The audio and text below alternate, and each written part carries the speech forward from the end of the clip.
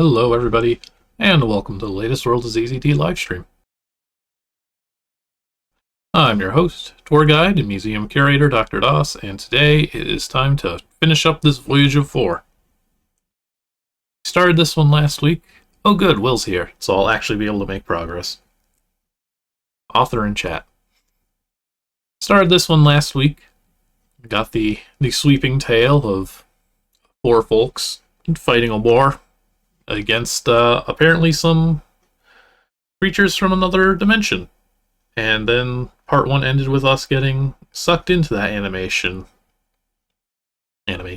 getting sucked into that dimension with a really impressive sucking animation that Kate thought was the most hilarious thing to overhear. He's got his headset on right now though, so he probably can't hear me. He's playing Street Fighter. But today we should be able to wrap this up, hopefully. The second file is a lot shorter, but it is easily just as text heavy as the last one, and some of the puzzles are kind of wild. I don't feel like I was able to figure them out in my initial playthrough.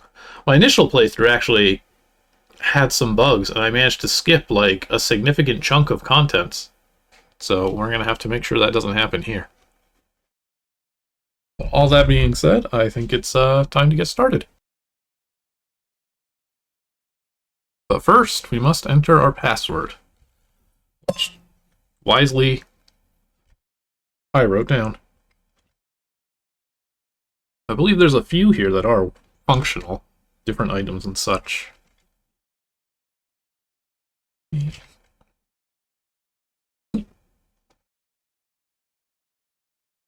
Alright. It puts it all right there on the title screen. It really refuses to let you play this without the password. Alright, my code is valid, as you can see at this lovely text window.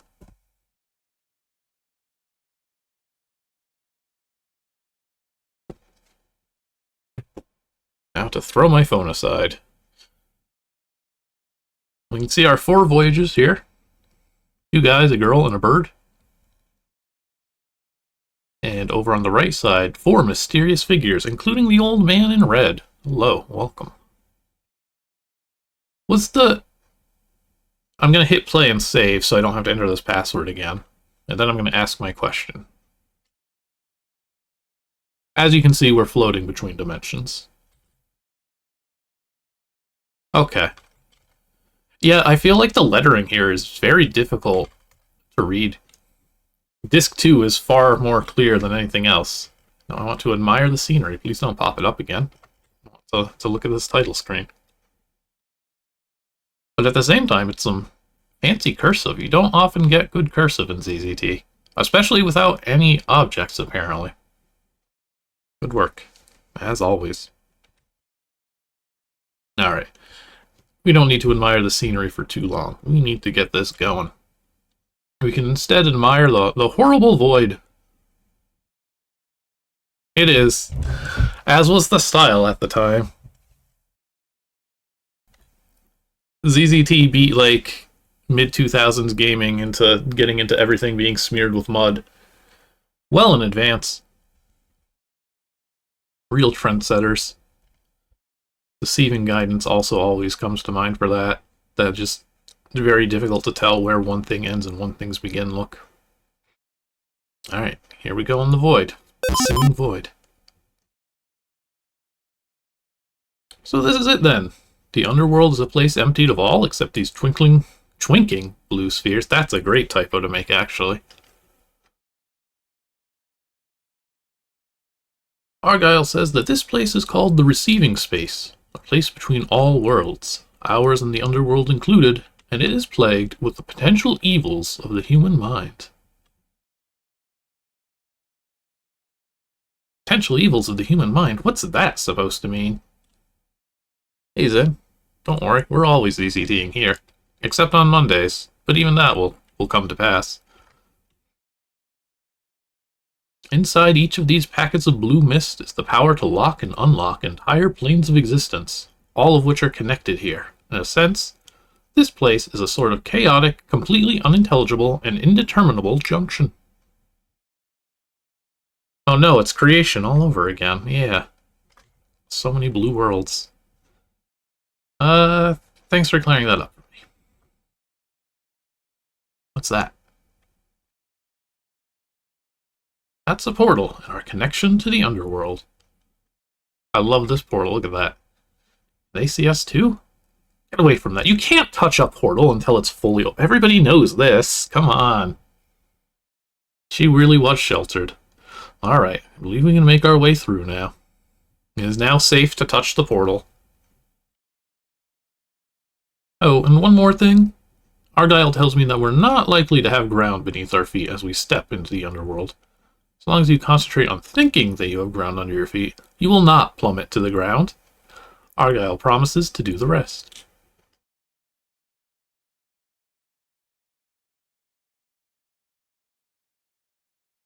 I like when the portals are extra colorful. Oh, look at this.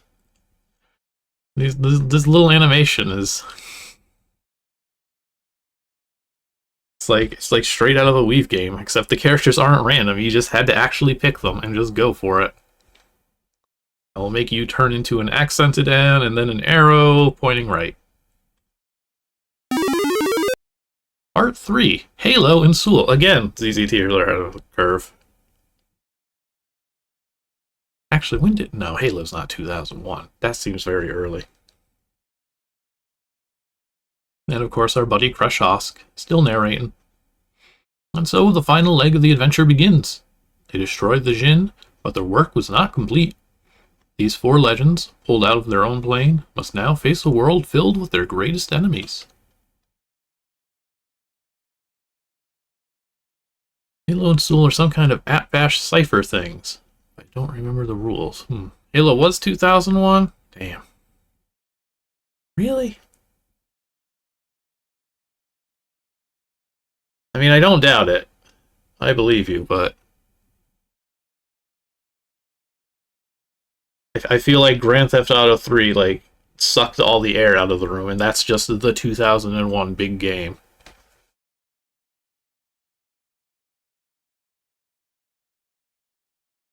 Let's see what... Hey, look, it's just like the regular world, except not. Yeah, 25 years of Halo. I saw they did a 25-year re-release of The Sims 1 and 2, which I'm hoping I can watch some people stream, because every time I've seen somebody streaming old Sims games, it's always amazing. But that's kind of irrelevant. So Halo is Sizzle.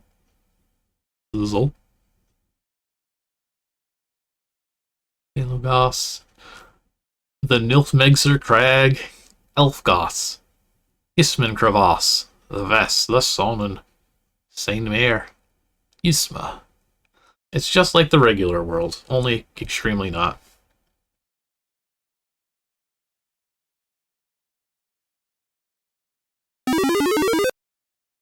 And here we are. Great looking place. Getting dark now, they should be here again, great animations. This is a portal. Hark!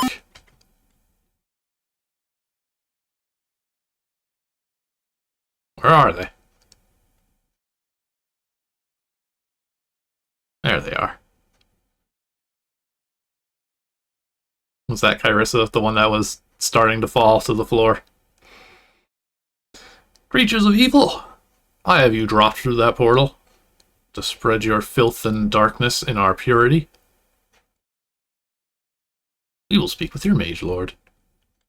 You will not take another step into our world. Turn back, or we will destroy you here. Okay, here's one of our many new and fun-to-pronounce names. I'm very excited that I have to now actually try reading all of these out loud. And run around the house.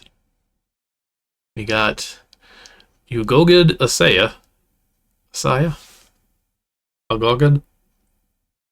Will tell me the correct way to pronounce it, and then I will completely forget. Without his blessing, this portal will remain closed.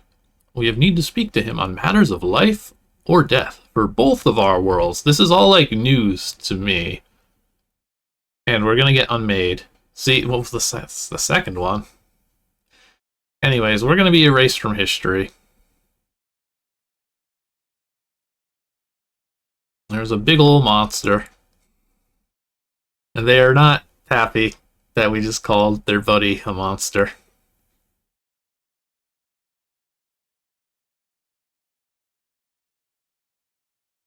Carissa was doing a good job in the first file of, like, keeping her mouth shut when she didn't know what was going on.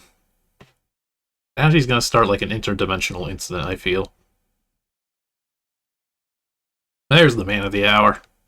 Ogilio is here. Help us destroy these trespassers, as in the darkness of old times. You know, he's here somewhere. He's here in spirit. How rude I've been. Allow me to darken my countenance for you. I will take them to see Master. That's what happens when you go to the Dark World. Do not question me, I will do it. There he is. Can't you see that they will surely corrupt our pure state and dim the city's lights? This guy knows more than he's letting on. I go to save our world. They must also go and save theirs. It is the way things are done. We go see Ugog and Asaya. Ugoged? I don't remember which one I said. It has returned again to that. These people have a much better understanding of what the hell is going on than the player does. But that's the appeal. Clearly, we will figure this all out at our nice round table. Master of the Bell. Oh, you'll hear us out. All right. Argyle of the gods of our world has called for a censure of the complete unmaking of Ogilio of Elfgoss in your world. He is thus called for reasons of disruption of balance. Who are these people, Lord Ogilio? Why are they threatening Ogilio? That answer may take a while to explain, young Sphere. First, I want to tell everyone, this is going to be a long scene, to please keep an open mind while they are here.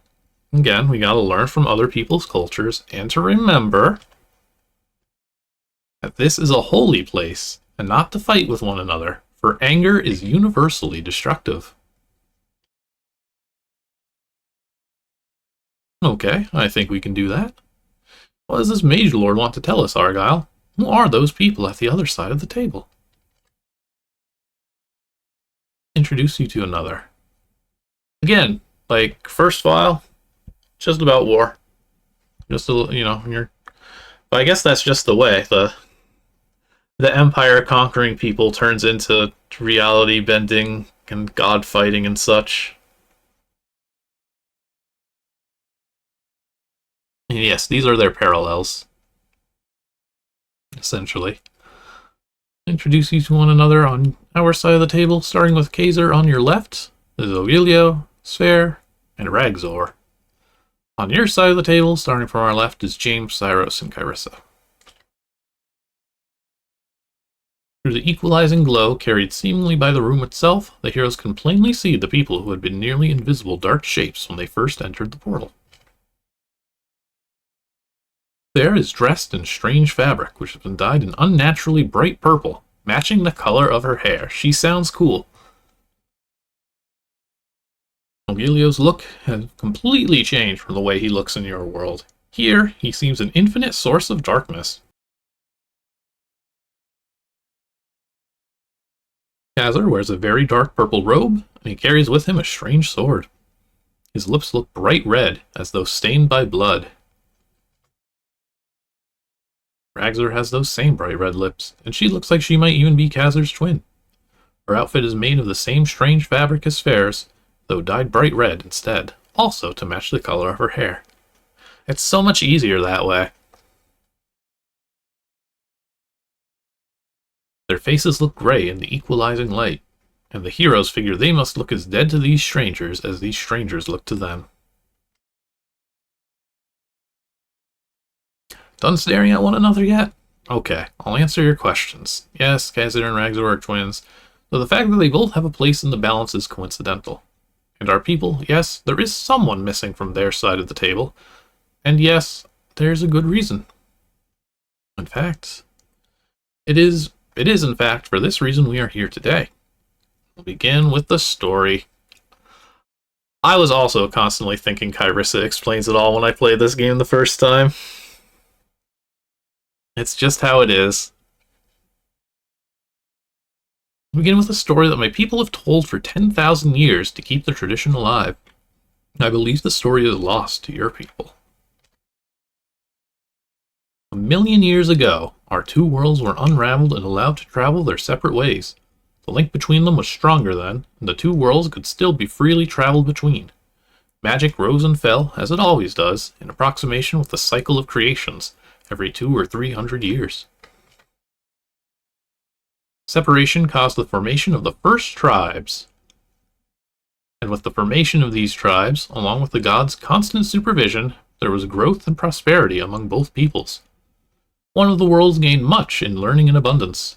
The other gained in wisdom, refinement, culture, and happiness. Over eons and eons of time, the gods became less involved with their creation and spent more of their time with newer worlds which required more aid. The peoples, now guided by infrequent visitations of few gods, began to do more and more as they wished, no longer fearing the gods' wrath. First world, though it had much wealth and learning of tools, was envious of the happiness of the other world and wanted to take it from them.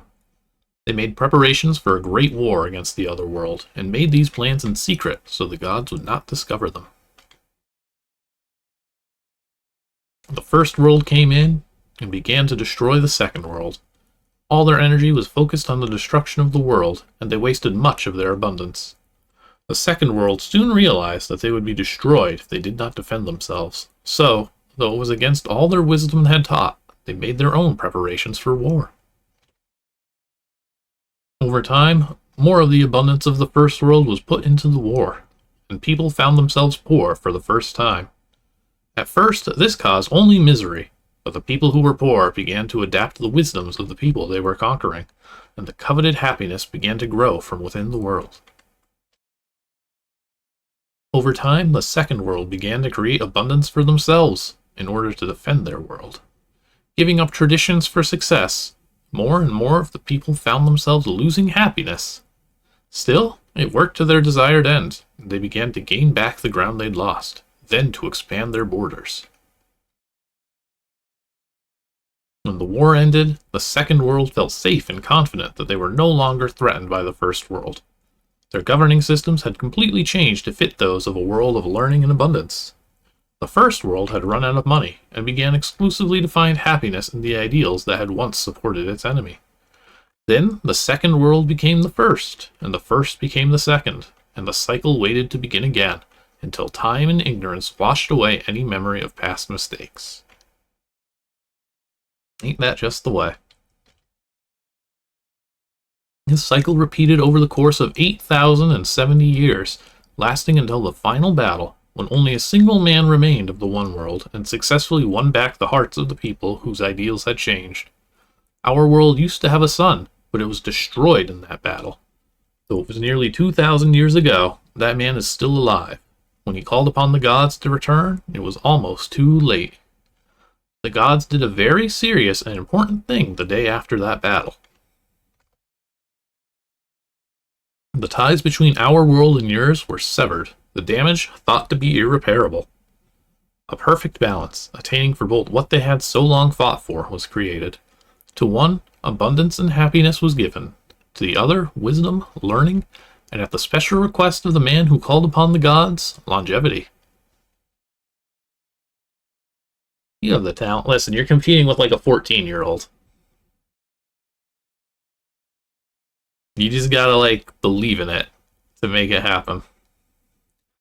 Then the tales of the balancers are indeed true. We see their light as darkness, their darkness light. They see evil works as good. good works as evil. This is where it will become clear that you're competing with a 14-year-old, if I'm remembering correctly. Not entirely true. The gods placed laws down after the separation about the order of balance, things you both hold in esteem. Your virtues, honesty, the treatment of others. You say these things, but I don't see any of them. Terra's attacks were in secret, given without warning, and needlessly destructive. They killed women and children. He killed my wife and son. You call these things virtues? Honest and loving? No wonder these demon butchers worship you. He's taking it a little personally, what with his family and village and everybody he knew and loved being killed thing. Of all the horribly crude, ignorant, have you been listening to a word he has said? Yes, I admit I killed these people, and yes, killing is wrong, but this is my quest. My entire reason for being. The Taros Umvir summoned me to bring balance to these tipping scales of power. It all had a purpose. He didn't die in vain. I see no purpose in killing an innocent child. Maybe I'm not as old as you are. You're probably 1,000 years older than I am, and maybe I don't have the same customs or refinement or education that you have, and I never will. But I know what is right. What you did was not right. But that is not important wrong now. The important thing is that you believed you were somehow righting a wrong, committing a benevolent act, when your sword cut my son's throat. For that you are cursed. For that you will be made as though you had been never born.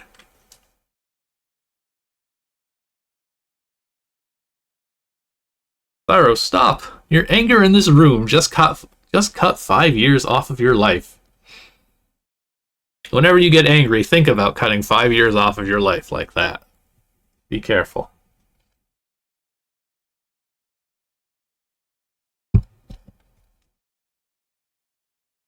In his life it is not lived liberally. I will send full force of my fury and perish here if needs be. If I can have now my vengeance, I need not live a second longer. I hope you suffer when you find your soul was never born.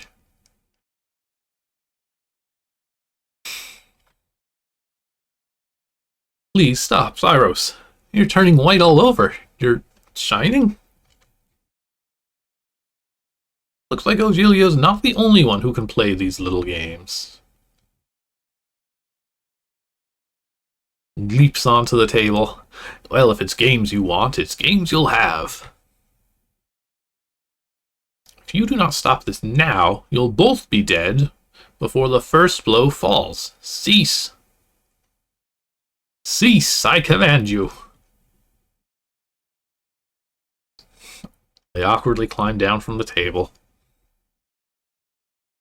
I don't believe that either of you understand the gravity of our situation here. Ogilio has committed a serious act, one of disturbance of the delicate balance the gods set in place.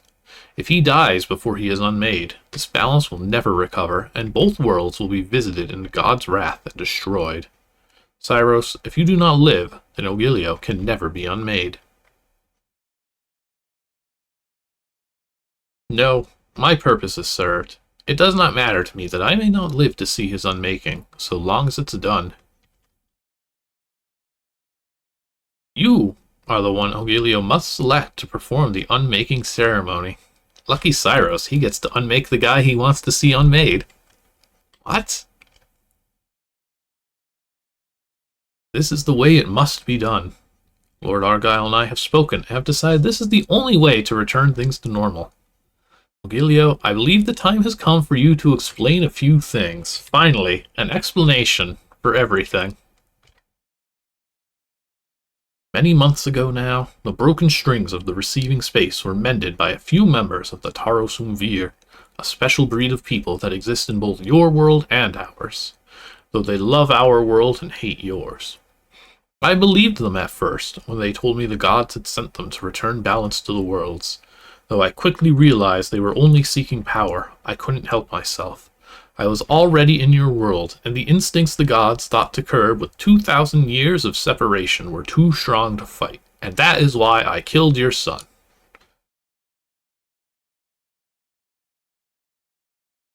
It's hard to have too much sympathy. This guy got played, but like, sorry, man. I learned everything I could about those in your world that were like us, those born with knowledge from greater gods, that they are the true protectors of balance. I knew that all four would meet in the Outlands, if I attacked there with the help of the Tors and the Umvir. I didn't want to stop. It burned inside of me. I only wanted to continue to kill and kill. The Umvir told me there was one girl, with olive skin and long black hair, that I could kill to end your world forever. What are you doing to me? Why? Oh, Italia! Nathaniel! Why? Why did you kill them, Ogilio?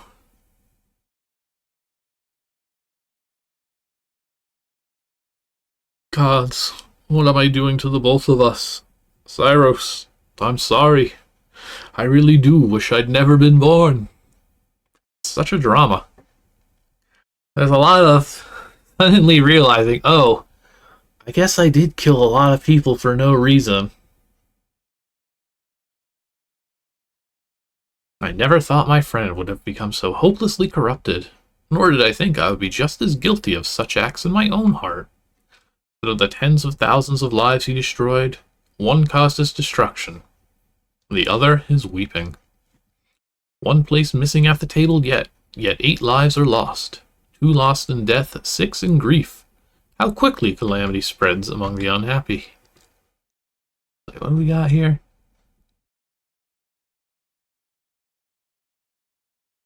What is the 6 in grief? 8 lives are lost. I guess is it the 8 of them? Or is it supposed to be like Nathaniel and Natalia, and then I don't know who the 6... Basically, this is tough to follow. It's even more tough when I don't know, like, how this game is going to end.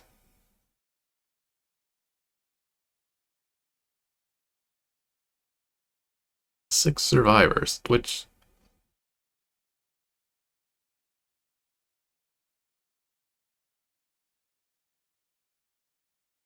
Which survivors?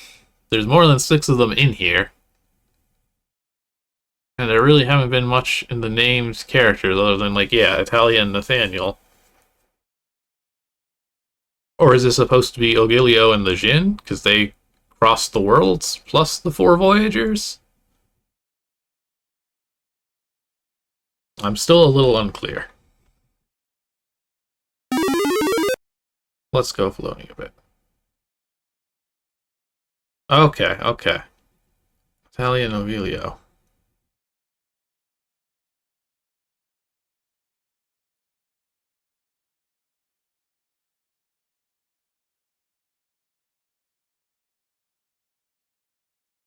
See. Anyways, we floating again. 6 in grief. Cyros, James, Carissa, Kazar, what's her face and what's her name? Yeah, we'll see their names again shortly. It also doesn't help that we're dropping these characters in like right now with the explanation. Okay, good job. James, in order for the unmaking to begin, we need to enlist the help of the Brothers of Time. Uryu's laboratory can be found to the west of here, on the top of Nilfmexer Crag. I'm sending you, James, and Sphere to bring back with you his time machine.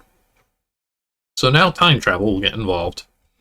Twins, Carissa, I am sending you also to a very dangerous place, one that hasn't been visited in over 300 years. Far to the south in the Elfgazian thicket, there are 3 tall stones. In the middle of these stands a plant. You must bring back with you the plants. But beware the stones. They are still fierce guardians, though their strength has waned over the centuries. Nope, over time. Go you also with speed. Cyros, Ogilio, just hang out. You two seem to get along real well, so just like chill for a bit, and then we'll gather some water from the lake, and then descend into the crevasse, and then we'll do the unmaking.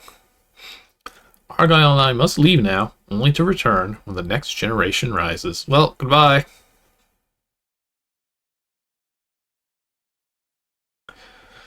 I love that these two got paired.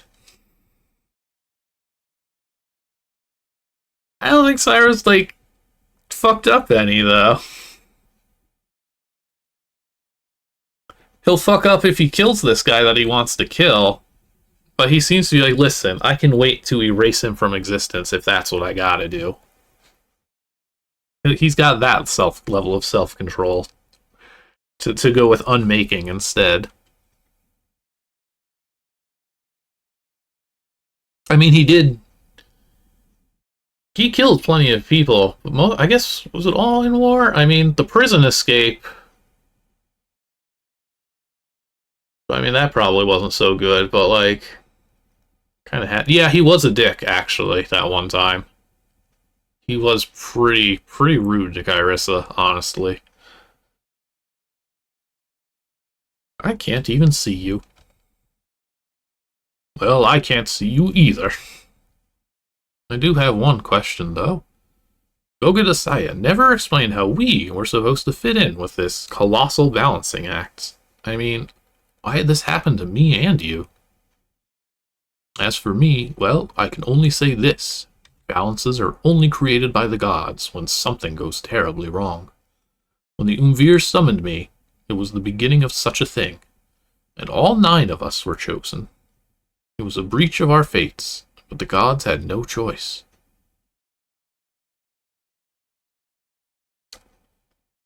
Never meant to...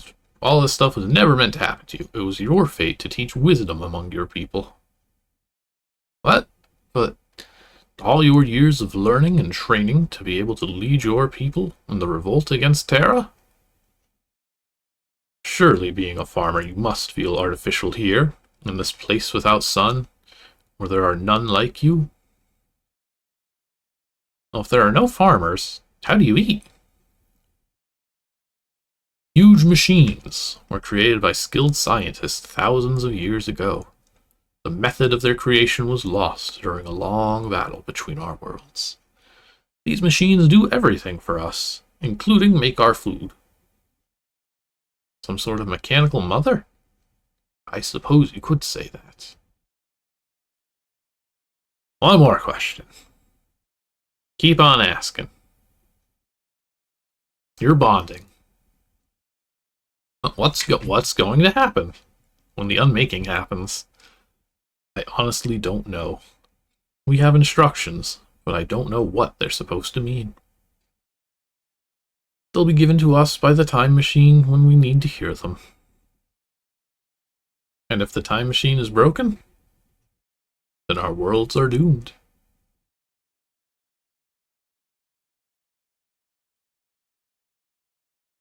Floats contemplatively.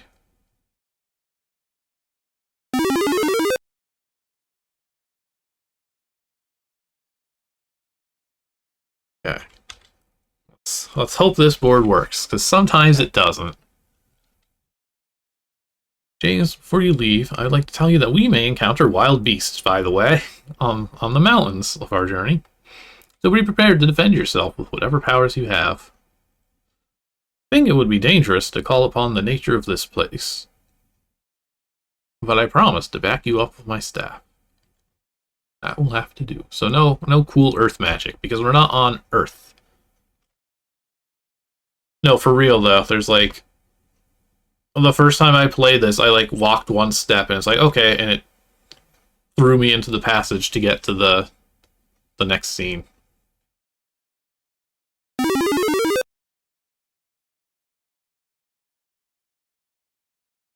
Think like this? Yeah, this is what happened last time. We're just like, oh, stuff was probably supposed to happen there. Let's see if we can... Ah, boy.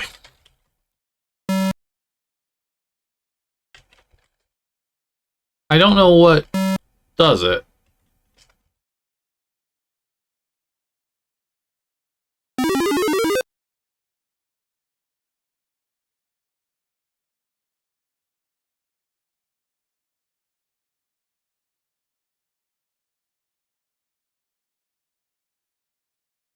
That's kind of weird. I know I've gotten these boards to play. My initial playthrough, I did just like straight up skip over them. I'm like, wow, weird that this is broken. Well, moving on, because it's ZZT, and I'm not shocked if something breaks. But nothing... This one isn't as important so much. It's more walking and RPG. But like, why no work? I just put myself somewhere else on the board.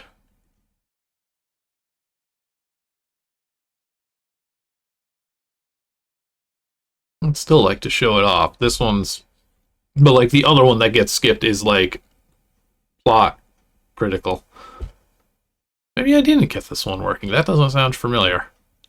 I thought there was like a little, like a different RPG engine. So we're at 37. Scene 37.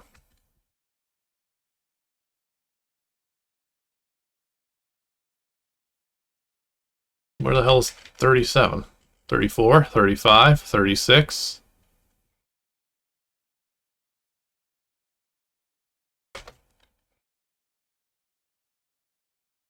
Oh, it's one of these blank ones. Hang on. Yeah. Okay, I think it's just that we get, like, passage errors to here. I think that's what it is. I think if I just teleport to this board, which is right after 35, between 35 and 36, you know, 37. I think then we can get to play it.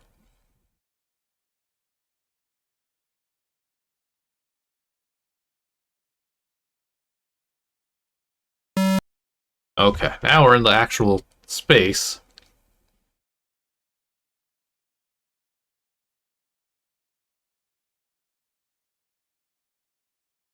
Yeah, okay. I guess so. It's yeah. It just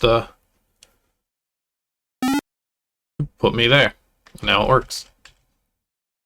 I think that's just like the exit.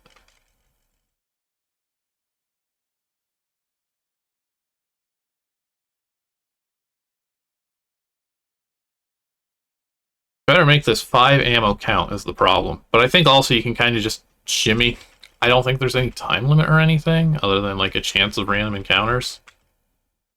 You can see the flashing colors whenever we transition between boards. Let's see if I can get a freeze frame. Doing a very bad job. Yeah, I was about to say, I think it is gobbledygook.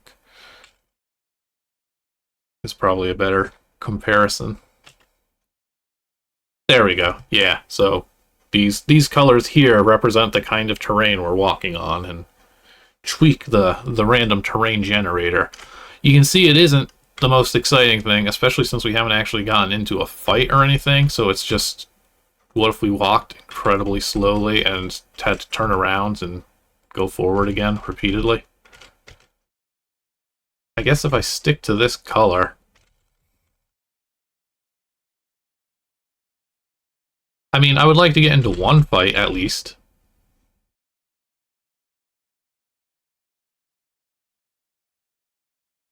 But, we don't seem to be.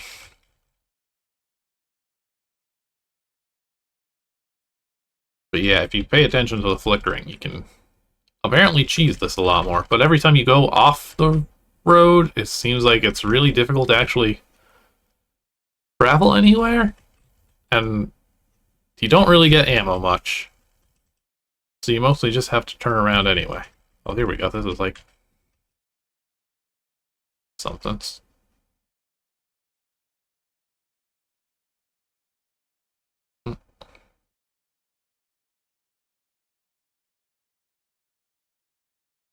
Go south. I think I'm gonna have to cross one. See if I can get a... oh. Oh, but I got something...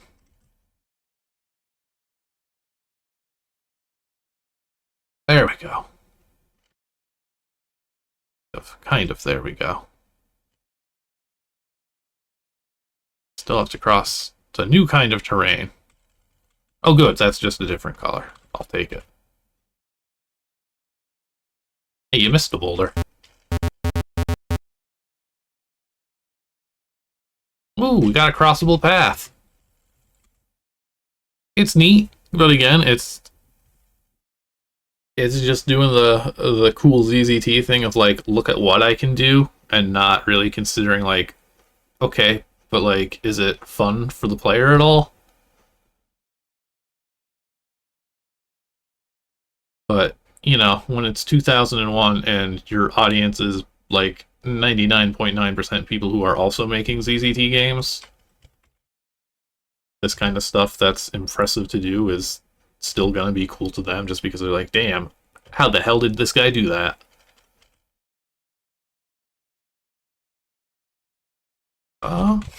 Am I gonna get in an encounter? Oh, there we go. Upon your travels, you encounter an enemy. Here in the Boulder world. And so now, though, we have to throw out the really fancy RPG engine for the first file and just go back to a very basic one. Yeah, it's spectacle, but it's spectacle that's only spectacle in like 2001. And now I'm just like, yeah, this is a cool engine. I wish the trip was like half as long. But now, like, I don't get to pick a target. James doesn't have earth magic. We've got barrel attack, though, so, like, that's something.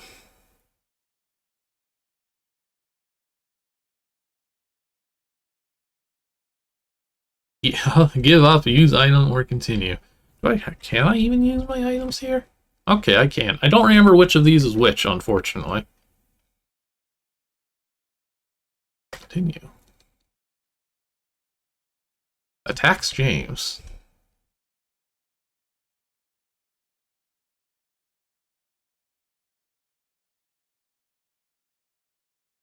Again, we're cramming. You know, how big is this board? I still have it open in KevEdit.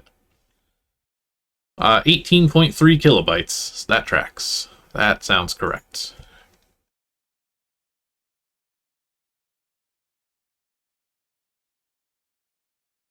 And now to accompany our slow walk, we just get ourselves a slow battle.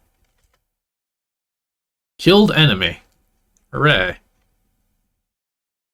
Oh yeah, there's no way there would have been room for that. I wonder if he could have, like, warped. I don't know.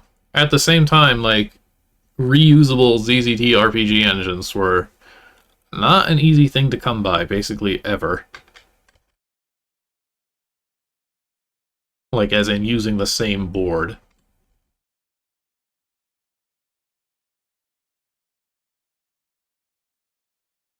Alright, can this guy die? I don't even know what I'm fighting. Like, who are our enemies here? They said beasts, but they are smiling faces like us. Ah, okay. Wanted game of the month. I mean, that's fair. But did Banana Quest also, or is that just a featured world? I thought that was a winner. Voyage of 4 did. I know that. It got... looks like December 2000. Banana Quest was not. Yeah, Banana Quest is just a featured game era game. So yes, only in Retribution. Retribution, only in retrospect. I mean, maybe in Retribution.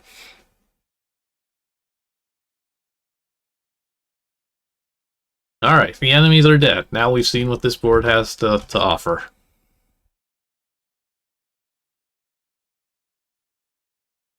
You win. I was very worried it was going to freeze up at that point.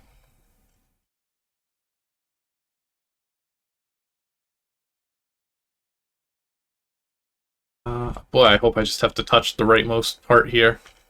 Oh, that's a wall. I think we're being guided to where we need to go. Or I'm just rolling really bad. One or the other. Can I move down? What will happen if I try to move down? Okay. Victory. We've done it. We're here. Where is here? The lab. Okay. This is going to be the puzzle board that I'm extremely thankful Will is here for, because I will struggle a lot with actually solving it. Let's see here. Sphere and James enter a strange building made of blue wood. Inside's mysterious workshop, dustless, though it has obviously not been visited for some time, and stinking of chemicals and machinery.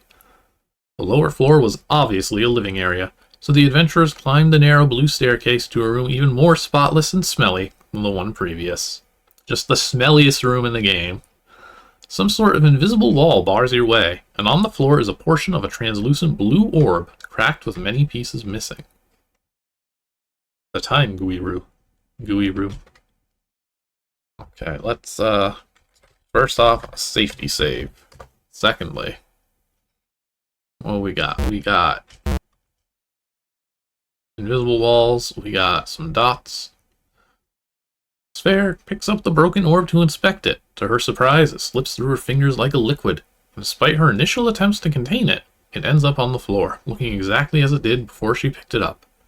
As it slipped through her fingers, in her mind came the voice of a young man. It said, "Welcome to my laboratory. My name's Guiru, and since I work with the very fabric of time itself, you are not likely to find me working here. As you are now experiencing what is probably your first contact with a mind orb, I ask you not to panic. It is the technology which I use to communicate with myself and others over great distances of time. The voice seemed to cut off there. After about 30 seconds, the voice returned. Machine, which experiments... Then again, after another 30 seconds, don't touch. I will let you see for yourself. You have minutes. See the wall disappearing and know that you've made it inside. Cool. On to lab. Got incomplete orbs. 1 minute? It was plural. That jerk. Would like to take you first through the little tour of my lab. The big machine closest to me is the vault. In there, I keep all the most important secrets of time travel. I can't, of course, let anyone see it. The power of those secrets is too dangerous for any but those I can trust absolutely. To your left, on the far wall, stands my workspace. I keep some of my notes there. I've built many machines on that table, created many a chemical solution on the stand alone next to it. In the corner opposite from the vault is the green, the most complex of all my... When it is complete, it will allow me to bring together into myself the aspects of all time. For this reason, I implore you, please... Well, enough of my talking. I do like the fractured orbs. I would love to know this guy's deal. What the brown orb will do to... The mind is so fragile, just a glimpse of my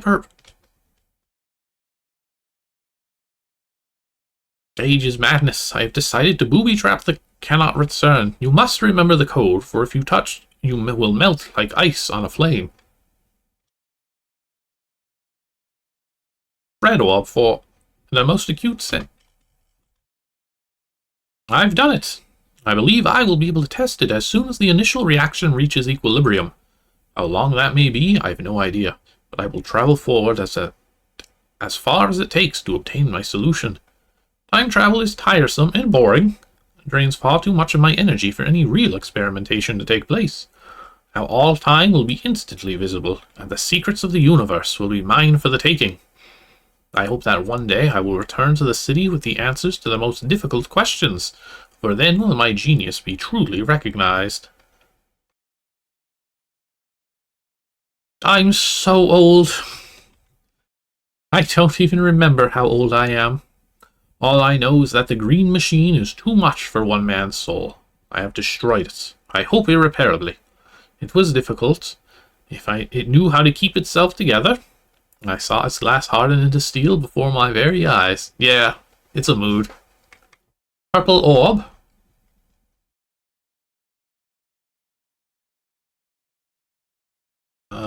Actually, did I touch this one? People define greatness in such silly ways. Is a man great because he manipulates other men? Kills other men? To most, yes. To those of the recent millennia past, almost exclusively. To those in eons before, sometimes not. For them, greatness was defined by those who could tell stories, by those whose tales and whose works outlasted their lifetimes. Those men were the greatest that walked upon the face of Halo. Hello, welcome. Thank you for following. I believe that I can return to that time with a machine powerful enough. The green machine will not suffice if I ever finish it. It still promises only to allow me to look there, not to be there. Oh. Yeah, they do have backwards colors, dang it. Ah, man. This is what I get for not paying attention. I want to live that life. I am repulsed by the seesaw history that perhaps can never end. The two-way phoenix, one continuously rising out of the other's ashes. I am the greatest human being that ever lived. Mood. One day I will be among those that appreciate that fact.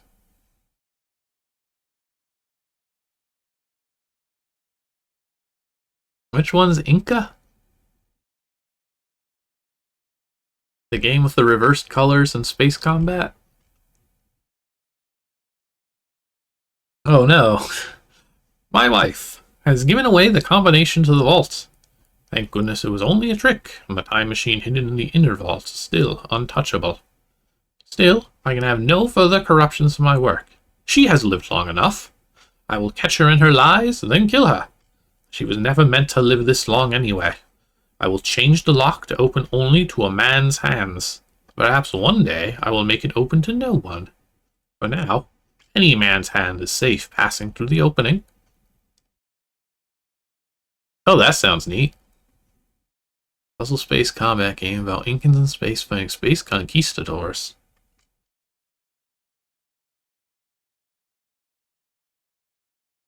God, there's so many orbs.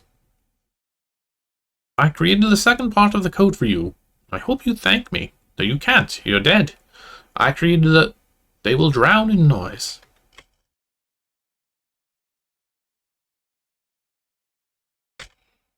All the files in one spot. I've done it! At long last, I've discovered a method of keeping us truly safe for as long as this place exists. I have placed all the other precautions, and they have been tested and work perfectly.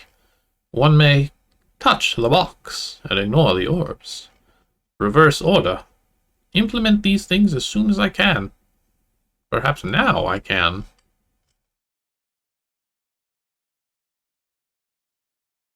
Then all one would do is, now that I look back on it, it's too simple. But I have no choice. Erase my notes, though I have a few methods as good as its simplicity. Only a genius could discover its secret, or more likely 6, 5 of whom would die. The world cannot have the secret to my machine. I deny it even the gods, though they care little enough for such things anyway. This guy is cool as hell. What is... He lived such a life, clearly.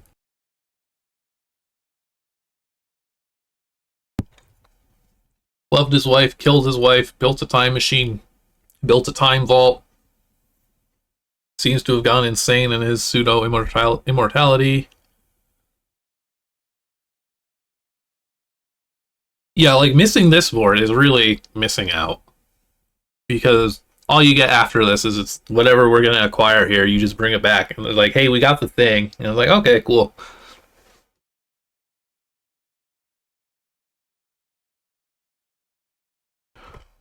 Not with words can one describe it. It brings to one a broader perspective, like having 10 more senses with which to view the world. Stepping into the green machine both began and ended my life. I can never smile again, but I am not sad. I must share my knowledge, but too much of the information I discovered just on the road to this day can never fall into improper hand. I have been thinking about adding extra locks on the room, more security, but I cannot. The machine, it rejected the new ideas. It knows many things. I can only hope it will do what is right for the world. I think that's all the blue orbs. Now for the purple stuff. Purple junk. Cool. Broken machine. Purple junk. More purple junk. Secretly water. But wait, there's drawers. There's always drawers. Okay, nothing cool. Oh, you know this will go bad. You know it's gonna go bad when your options are close the drawer and leave the drawer open, in addition to like the normal things. I'm just loading my save. Leave it be. We'll figure that out in a second. Okay, this one is, there's just one thing to do. Once the sequence was completed, wait, the time has come to end all this. I have used many methods to try, and trusty hammer, despite... Did he just hit his big blue orb with a hammer? Nothing else. Okay, so... Trying to make sense of this.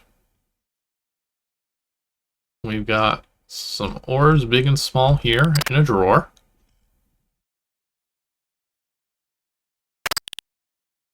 And we've got ourselves the vaults. It looks like a normal vault, but instead of a door, there's an open hole. Cold air wafting from it like it was an open freezer. Beyond the hole is velvet blackness.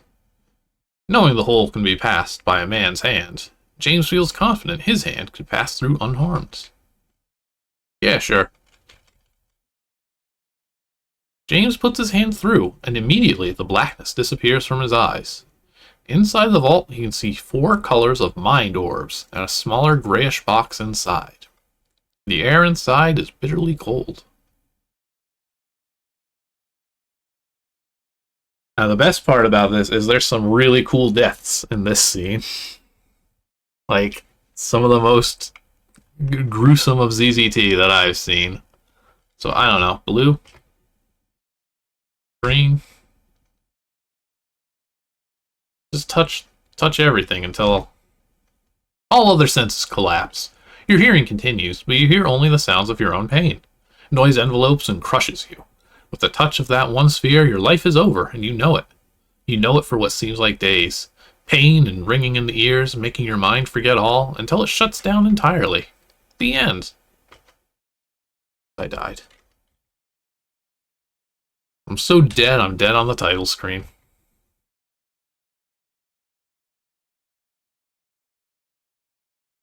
Here. Yeah, that's like one of the much better ones. That's just like, yeah, you died. How about the broken orbs? We didn't actually look at those. Just try the little orb. No longer just that changes today. Now you must touch them of their creation. Then only you and I could know it. I will rest. Hello, welcome. We're touching orbs. I'm trying not to like... I don't even know what the word is. It's not die. Die is not the right word. It's like death. How's the big one? As the demand of my life force increases, I have decided my earliest and most secure, most sure method of time travel is not yet safe with its current status. Them is an effective mind. Sense of pain and fear will overwhelm them. It is a genius work. Only you will be here to watch over it. I did not get through all of Forest of Ruin. I got all of the Penta orb things. More orbs. It's a good week for orbs. The Pentar orbs, that's what they were called. I got all of those, and I got to a spot where it seemed good to save for the time being. But it 2 hours was not enough for that one, which isn't surprising. None of the others were really one-stream affairs either.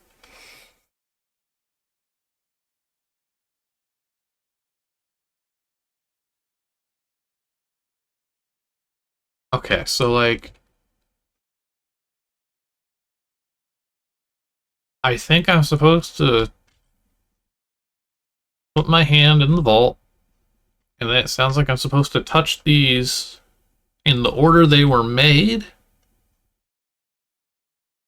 but the colors are also flipped.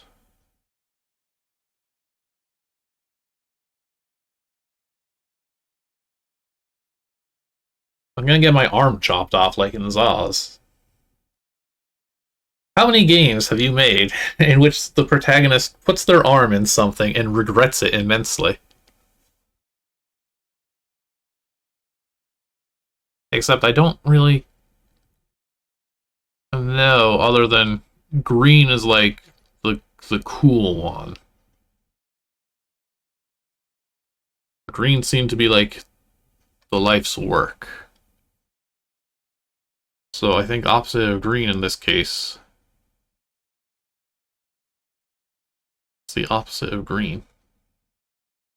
It would be purple? That doesn't make sense. We don't have a purple option. Yeah.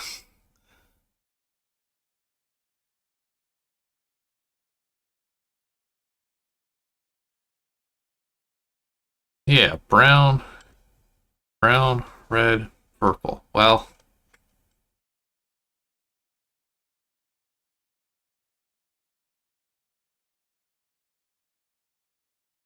let's mess around here. Blue to brown. Green would be purple. Cyan would be red.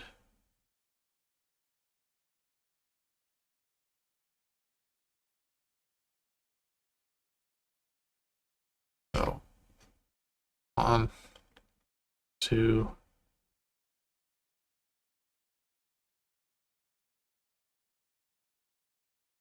Yeah, they do mention a purple orb, that's right. It's picked up, it becomes very heavy, but instead of it crushing your hand, it sinks into it, descending into oblivion. Oh, nope, this one didn't work. As it passes through your hand, you feel your whole body turning into the same material it is made out of. You feel your senses collapse. Blackness, less than blackness. You hear a scream. Was it yours? Was it Sphere's? The end. Okay, so that was not the order expected. I seem to not mind blue, but I only have 2 other choices. And the first time I did, I just went in order just because I'm like, well, certainly that will be wrong, and I can show one of the deaths. What if you just touch the box? As you try and touch the box itself, you feel repelled away from it. When you next realize what has happened, you have taken your arm out of the hole. Blackness has returned, and you do not know the current state of the insides of the vault.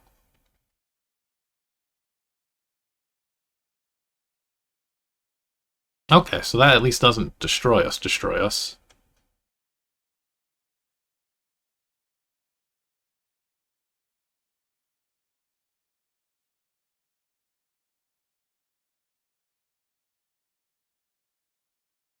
Just just all the weird stuff that happens every time you try something. It's like, is this good? Is that bad?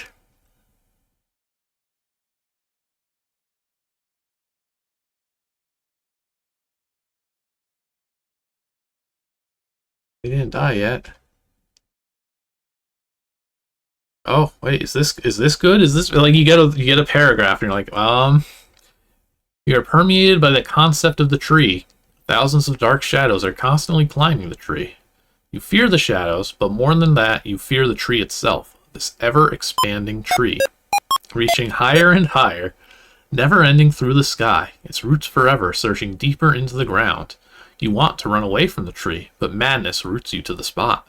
You feel your soul attenuate, only to be slurped up by the tree's thirsty trunk. For your last moments of existence, you're really not quite sure what it was you had just experienced. The end.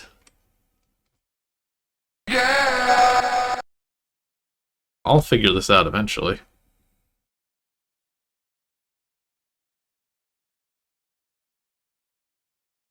There's a brown orb.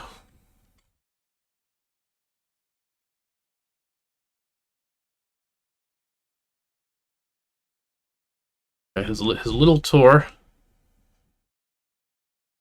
starts with green from the scientist's perspective.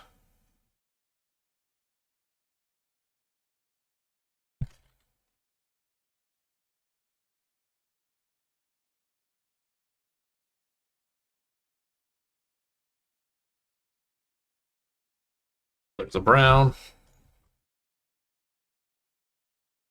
There's killing his wife.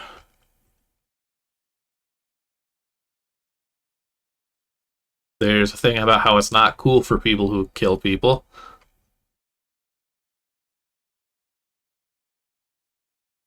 There's a booby trap.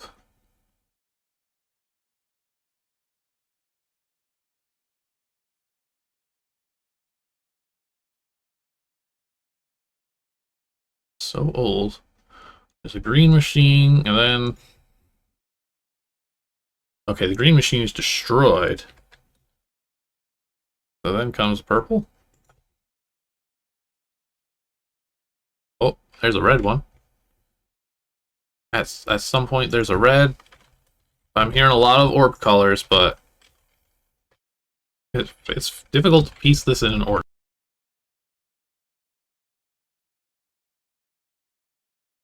Did I miss this?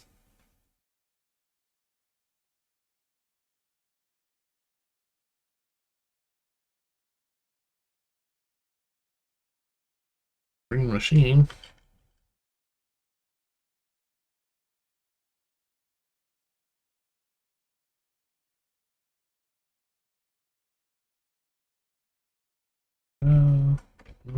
And give me some more orb information. Erase my notes.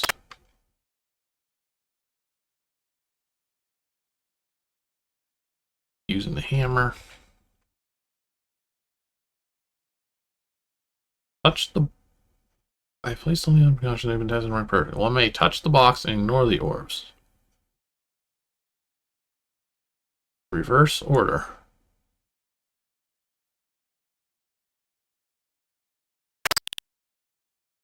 So again, looking at what Will was saying earlier,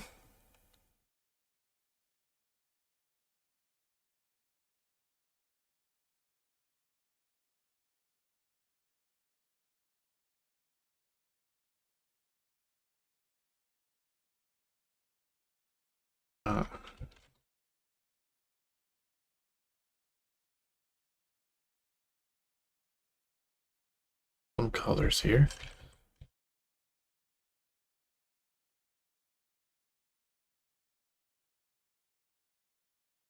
Blue to brown.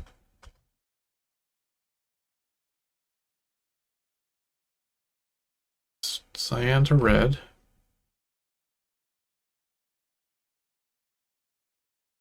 Nope, this doesn't do it. 6 geniuses. Oh man, that's mean. I bet I died more than 6 times trying to solve this. I certainly know it's not 1, 2, 3.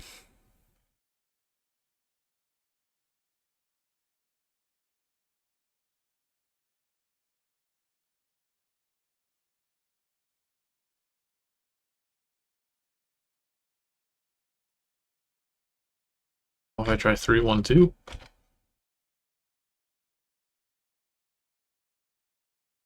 Hesitate, sure. You hesitate, doing nothing. A split second later, the box pops open. There we go. Holding 3 objects. 1, an oblong spheroid labeled Time Machine Prototype. Inventor, Giru Schroeder. A sealed envelope labeled Green Machine Blueprints. Inventor, Giru Schroeder.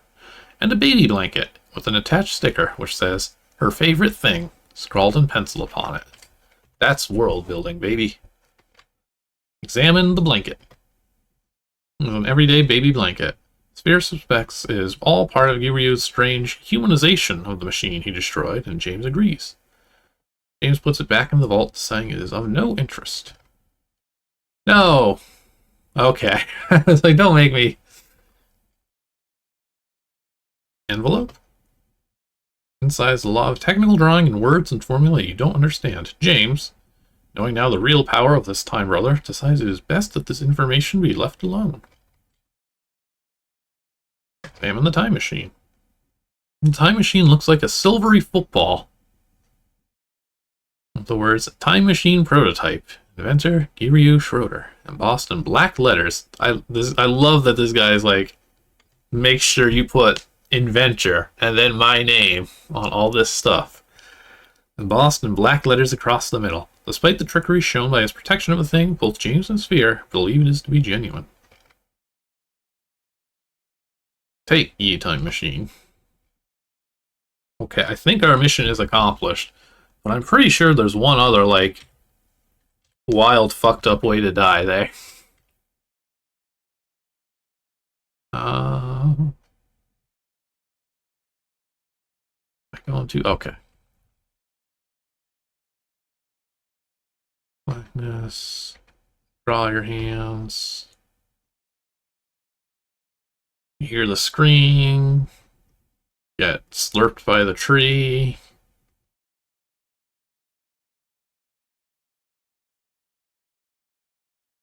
Got pain for days.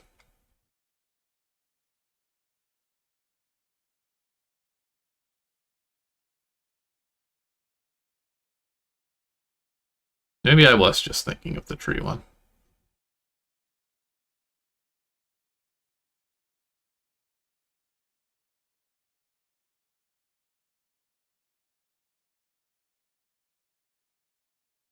Yeah, I think it was just getting slurped.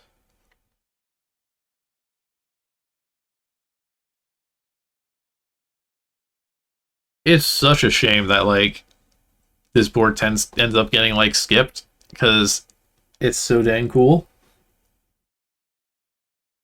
Again, like, nothing in the second file really feels super related to the first, but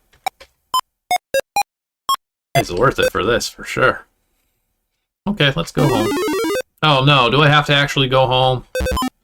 Oh man. Come on. I have to go home?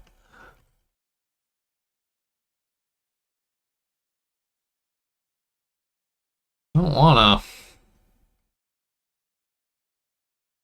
Oh, a horrible little beast. 3 of them. 2 of them.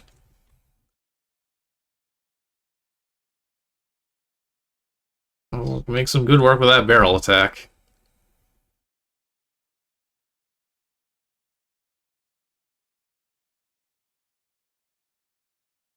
Now I have to make it back alive. That's the worst part. I already did the hard part.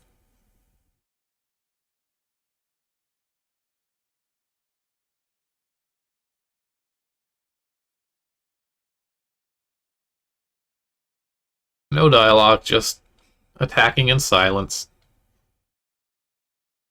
It's not like you really had room, unless you were, like, chucking it in a hyperlink. An external file, but that probably wouldn't have done well.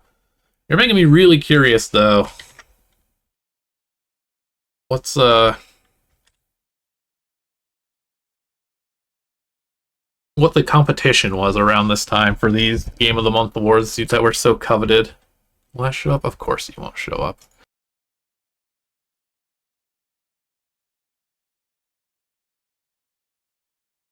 So let's see here real quick, since I do have this tab open. Okay, so this is the December 2000 It wins its award. What if you waited until January? Oh, there's not this many of these.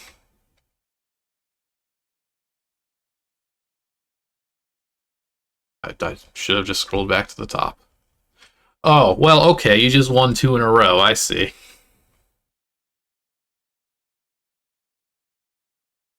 Then you would have had to bump...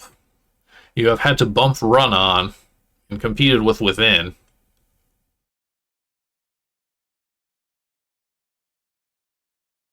I do wish we had better dates for these things, because it is really neat to try and figure out what the actual options were for these Game of the Months, because I think it's based on when they're, like, published.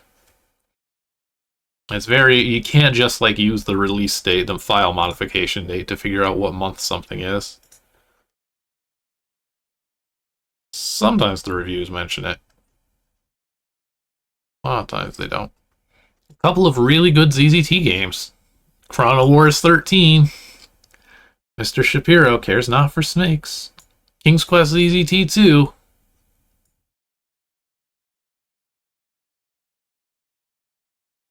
Alright, let's not get into any spoiler territory. Let's get back to fighting whatever this thing is.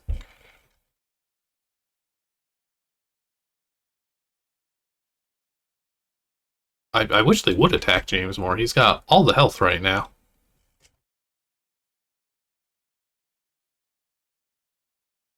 And we wait patiently for the battle to register as complete.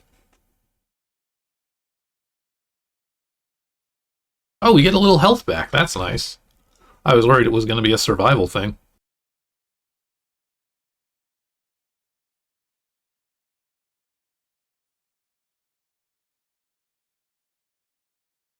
Yeah, I think... Oh.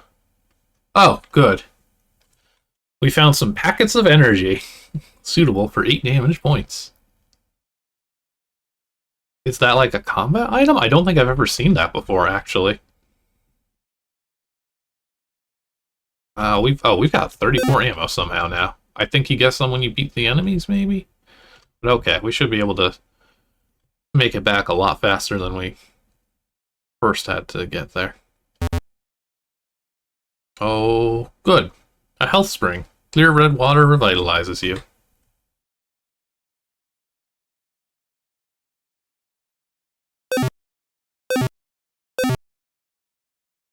Straight line, just plow through it.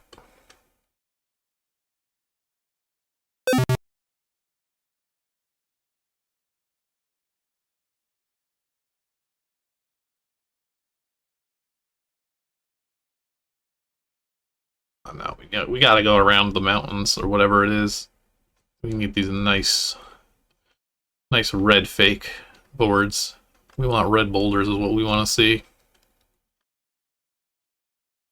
See, I didn't go for a red boulder, and look what it got me.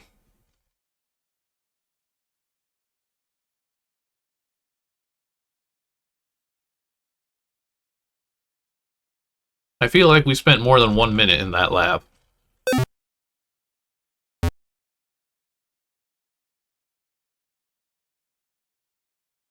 We're getting there. It's called a voyage for a reason. Oh. 3, 2, okay. Staff jab. Barrel attack.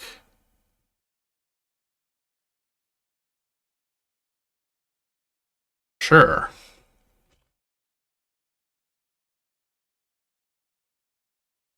Alright, I will just shoot at them with ammo until I'm victorious. And I will close these menus and win.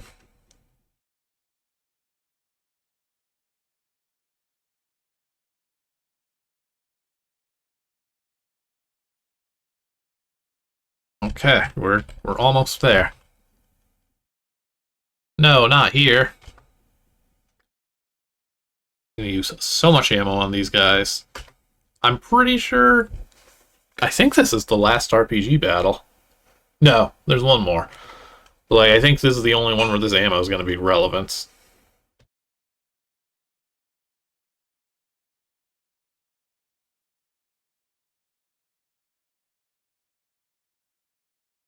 Continue, continue, continue. I don't know what happens if one of these two dies, actually. If it's just an instant game over for either. Oh, they died. Continue.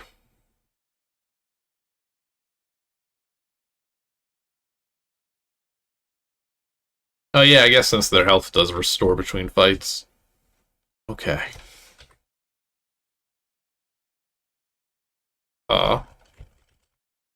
Okay. I guess here we're a little busted. But we know there's a passage up there. just blindly stumble my way into it.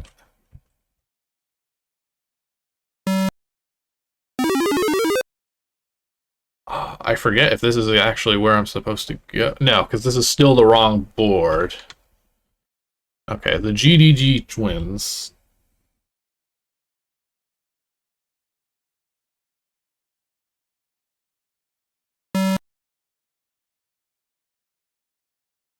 Think this should. Oh no, yeah, I'm seeing. Yes. Listen, whoever skipped those boards was trying to do you a favor. Well, now I wish I kept all my great ammo.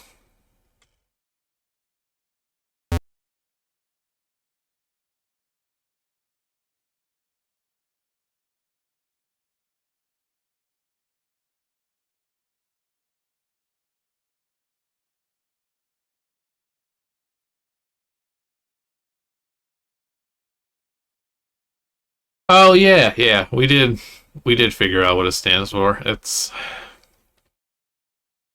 oh good, we found some ammo. It's a yeah, it's a not the best choice, but we understand what you were going for. Not battle. Ugh. Mass attack. Ragzor, go. Rage attack. This looks just like the barrel attack.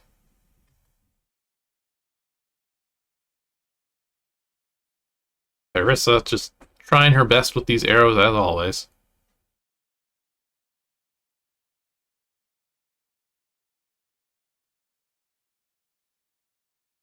Just there we go.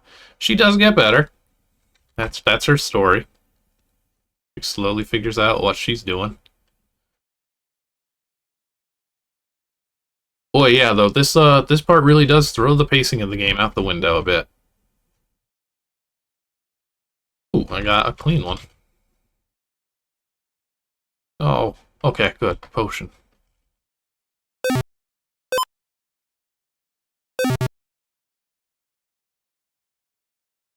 Oh, every time I see a slider, I'm just like, no, please.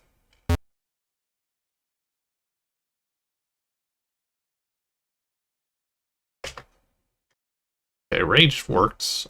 That arrow, nope, she missed.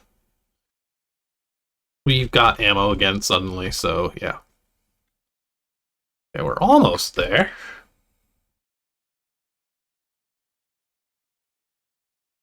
We have to think about it.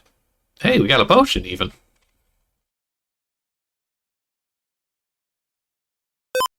Oh, that's a bad color.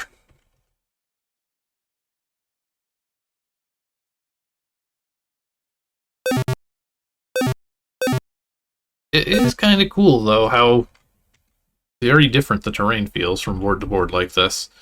Okay, we want to go right and then down.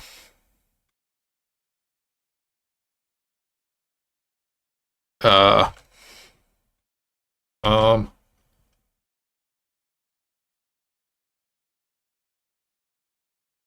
do I have to approach it from, like, this side?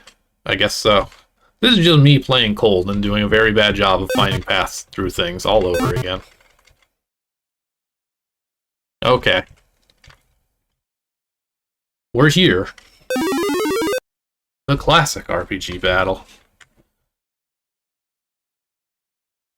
One lady, two creatures of darkness, 3 stones, and 1 plant. The stones! Remember, if even one of us fails to make it through, then we are all doomed. That's bad. Better stick together, then. Animated health bar, what the heck? I gotta remember how to do this. Mass attack. Rage attack. Arrow loose. Attack the stone.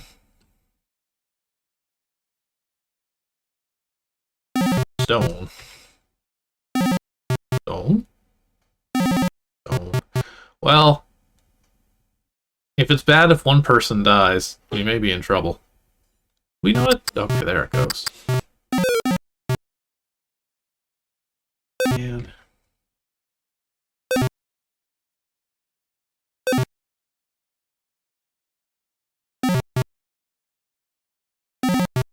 again, we get to play the gambling game. Oh yeah, that's right. I did get told what to do.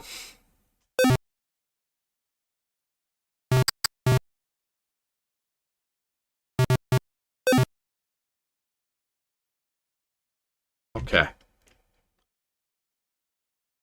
Let's see if this does anything.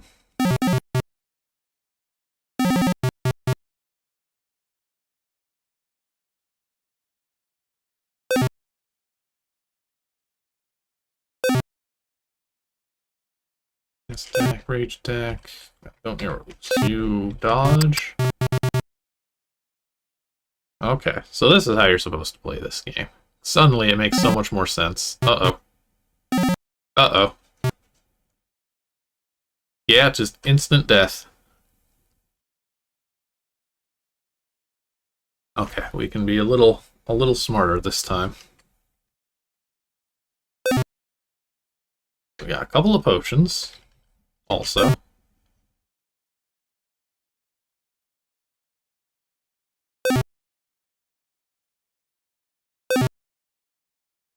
For stone number 2, I suppose, while everybody's healthy.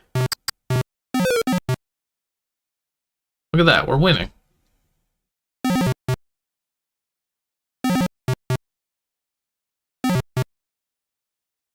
Okay, they don't necessarily gang up, at least. Rage attack.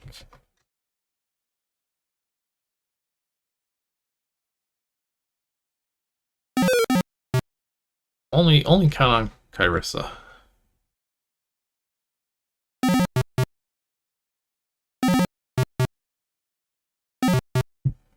And a nicer spread this time, at least.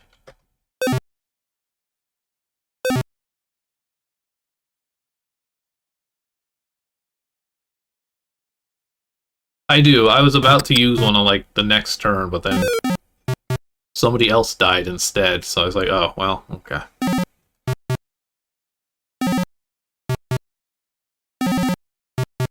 Yeah, so it's like 2, 2, 3. So we probably just want to heal here, actually.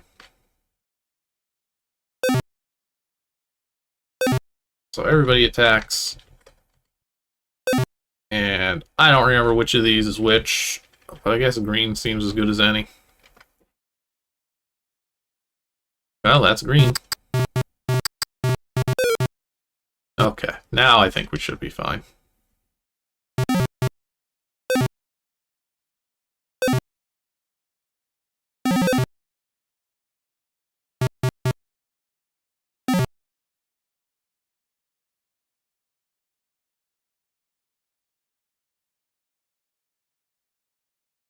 Assuming they actually hit their targets. Kyrissa suddenly has become, like, the real marksman.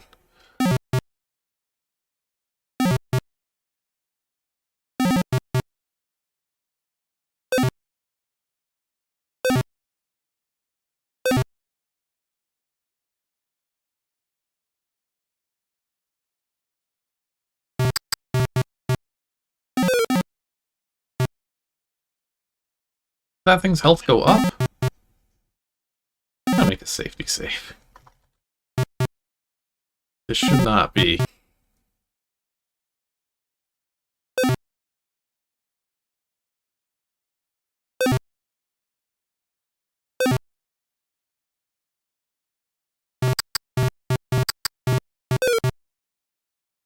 Okay.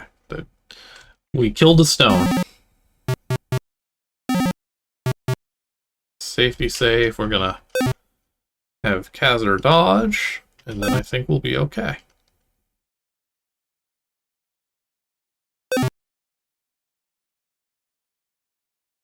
Nonsense. We'll save that red potion. I'm genuinely not sure if there's any other of these RPG battles in this game. Uh-oh.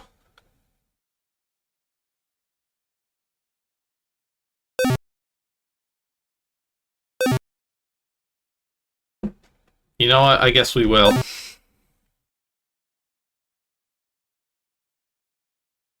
I guess I will.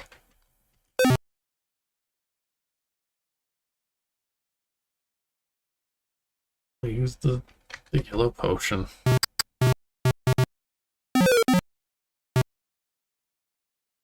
It looks like we would have bit the dust. Why is the health going up? Well, can I just focus with regular attacks here?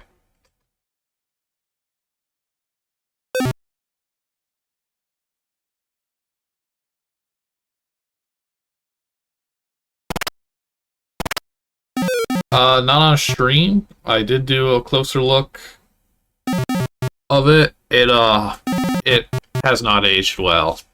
It's not a series I'm eager to go through.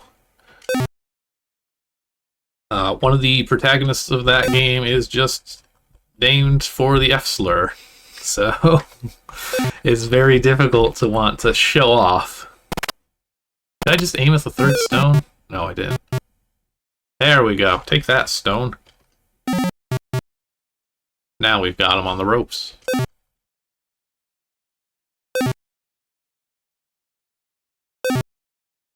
But all those games are archived. He did eventually just say, like, yeah, I don't care if they're on Z2, and that's even before Museum, obviously, so. Okay, everybody get stone. Received plant. Everybody must receive plant. Oh, I have to go back again. I don't feel this is necessary.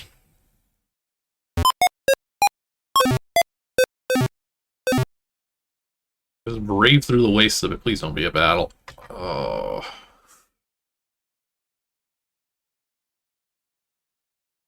Kirby, mass attack, go.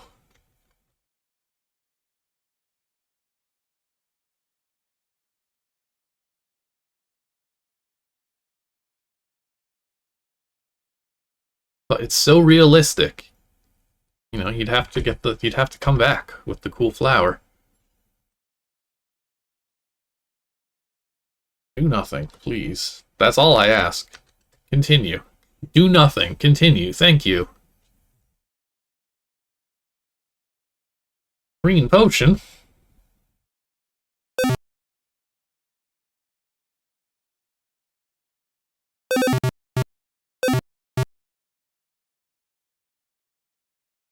Oh.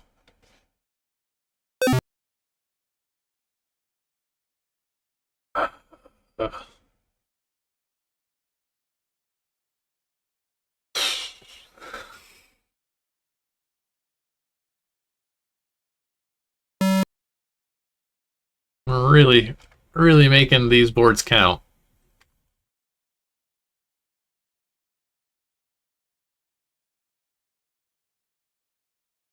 I was gonna do my ad break after that last RPG, but then I'm like, oh, right, I guess I have to do this first.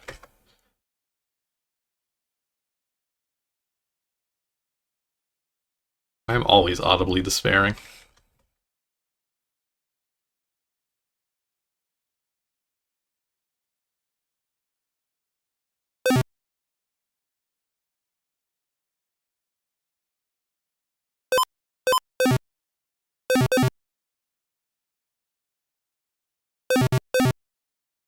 If I go left, I think then it gets clear. I think purple good. Oh no. Okay.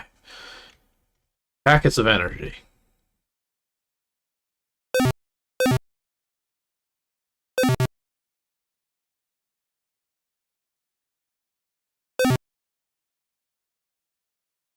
You know, there's another ZZT game with Voyage in the title, and it's called The Long Voyage, which is what this is feeling like right now.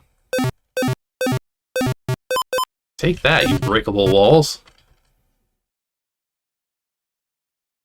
Only a balancer can make this happen. I think I get a pretty clear shot up here. Yeah, there's like one. Ugh.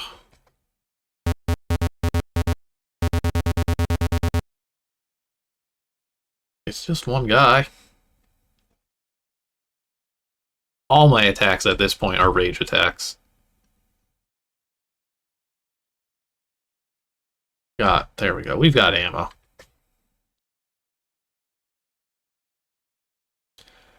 It's just like salt in the wound when I kill the last enemy, and then I have to, like, clear out several menus and then wait for the game to register that I've finished the battle.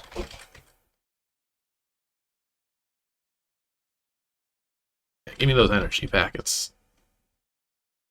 Here. Okay.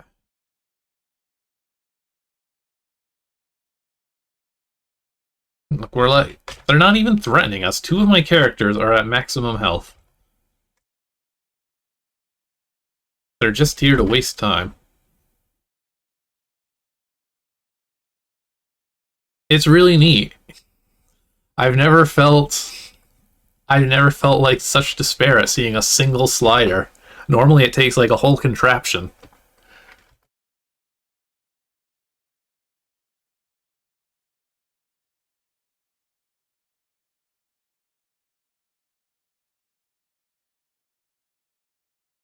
Come on, game. That's right, I win.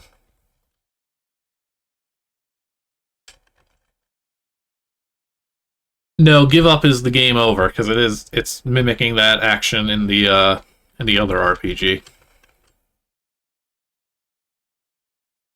But I'll tell you what, if I get into another battle, I'll find out. But I think we're in the clear now, unless I get one on the last turn, which, oh, nope, okay. I saw one blue boulder, I'm like, what did blue boulders become? Yay. Oh, right, it's broken anyway. Okay. Okay, I'm gonna do the ad break now. We'll be back in a minute. Okay, I'm back. Let's break through all the stuff here, and hopefully... Yeah, here we go. This seems correct. This is where the game was trying to leap us forward to.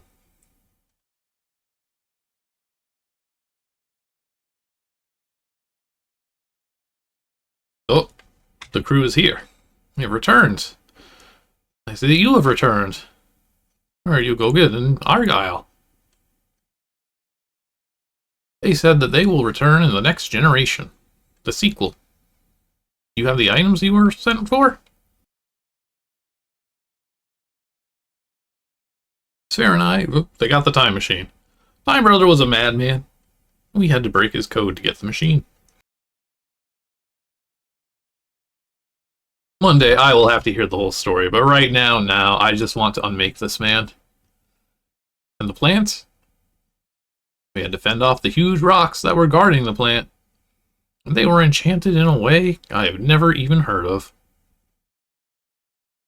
It is the Guardian spell. Your people invented it during the rise of magic about 1,300 years ago. Another day, too, must I hear of your journey. It wasn't that exciting. I must leave for the journey's final leg. I hope that I see you all again soon. Brothers. You have my farewells already.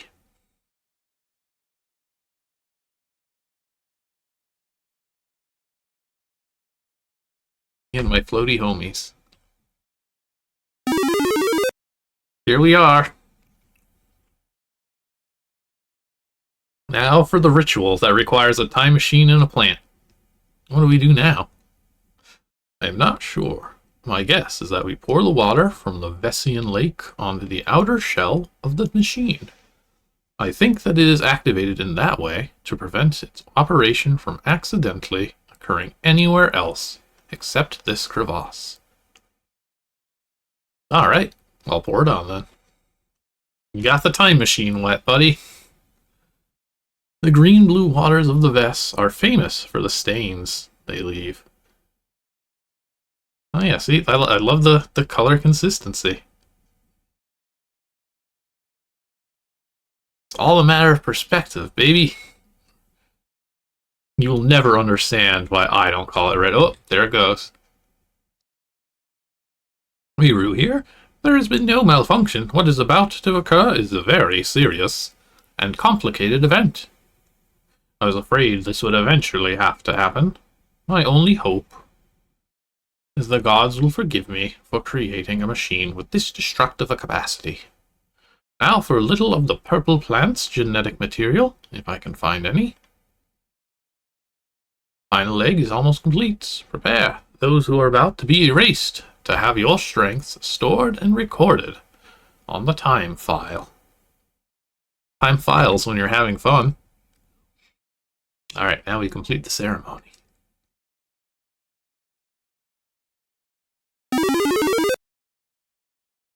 Uh-oh.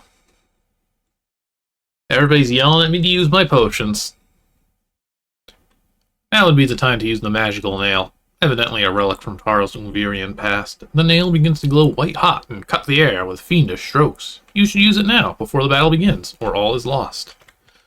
So yeah, it kind of just tells you what to do. Now is the time for magical nail. Alright, Ogilio. Trample the machine. Bash machine. Ooh, that's a good bash. Something's changed. You've done something different. Perhaps the fates are returning to normal? And I think it's possible to get to the second file and not be able to get the nail, which sucks, because it does mean you get the bad ending, and the entire second file, you're already locked in on that. As you can see here, we get 2 passages. Maybe we'll do a split. We'll see what time it is when we're done with all this, but that's our actual final boss. Yeah, it's, sucks to be you. Something is happening. The time machine is working. I can feel the burden of time lifting from me. Now, how's that for a fade to white? There were doors involved.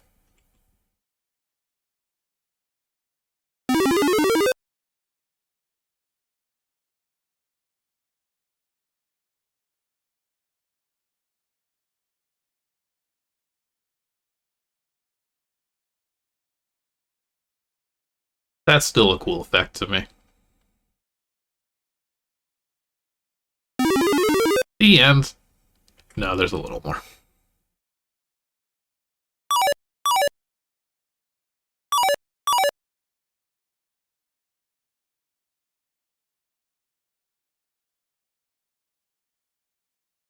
Father, you're home from work early today.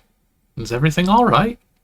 We've done it. We've erased Ogilio from existence, and now time has corrected itself because of it. Now the fate has been restored. My son, gods, my son. Oh, how I've missed you. Wow, where'd you get that amulet? Ogilio's amulet. I will sell you later. Natalia, my love, you're alive. You're safe and sound. What's this all about, Cyros? Today I hear a man in funny robes named James is looking for you, and now you show up with this very expensive amulet. If I didn't know better, James, he's here too?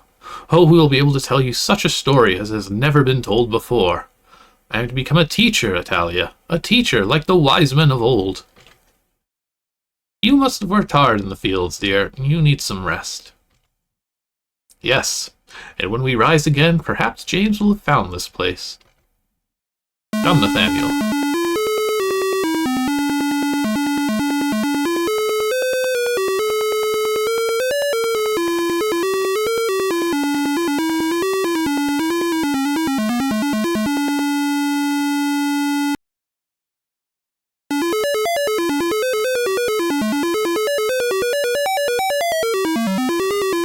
Okay, there's a second name.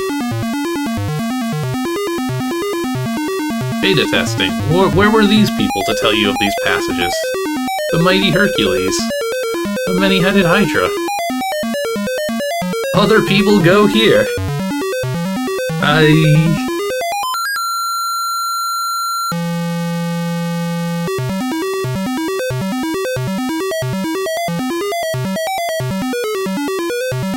That correct?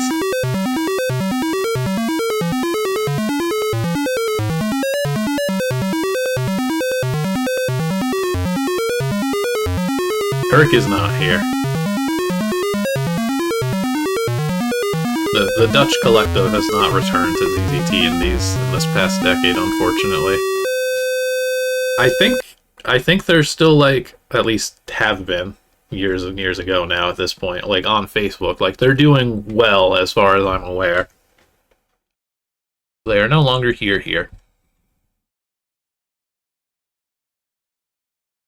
Living that life of a Scotter. And that's that. Yeah, let's see the other ending. The sad ending. The I forgot to pick up a nail ending.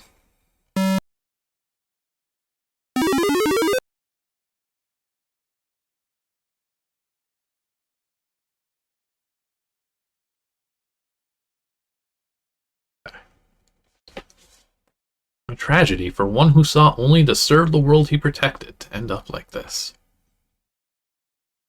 Somehow, I think there is really no tragedy. Stand closer to me, Cyros. I cannot speak up any longer.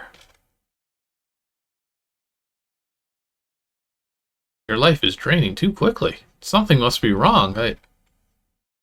Yes, something is wrong. I do not know why it is turning out. My effect isn't being removed in its entirety.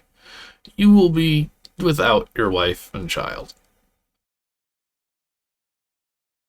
And the gods believe in irony. What is it? Is the machine broken?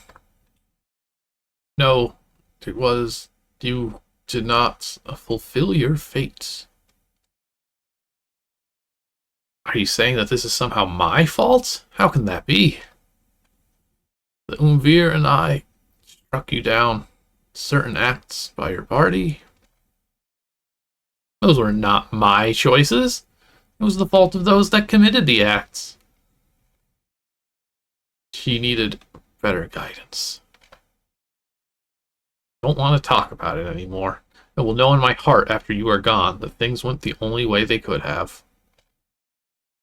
I regret what happened far more than you may ever know, Cyros. One more thing before I go. What then? You must never forget who I am.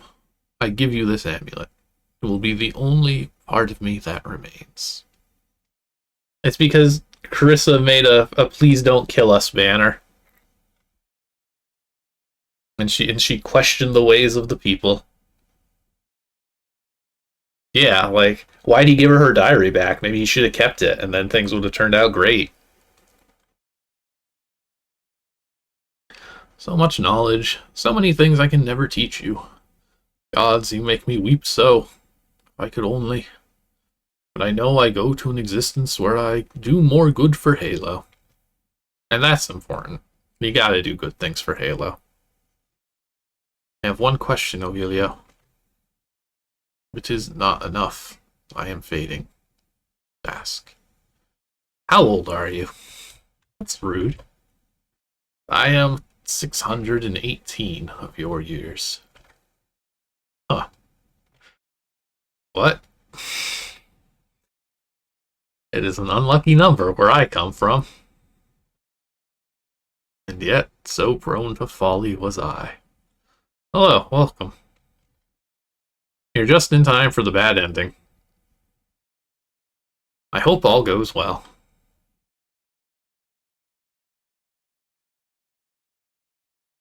Death is my twin.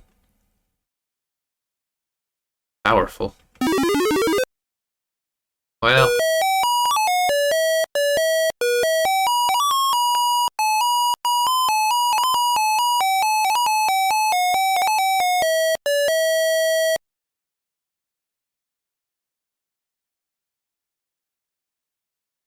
So Cyros went home and had to sit on a rock. And so we see that even the best plans sometimes do not work out perfectly, and perhaps shouldn't. Cyros returned to the praise of the world, and the four heroes became the most famous of all heroes ever to walk the face of Sul. Cyros never did end up becoming a teacher, and though James had a monastery built for him in the mountains, it fell into disrepair and was lost to corruption. For you, the story ends here. I will remain forever, as is my duty. I hope you don't feel harshly about the outcomes of these lives. It is the same as in our own lives. Mistakes can be made.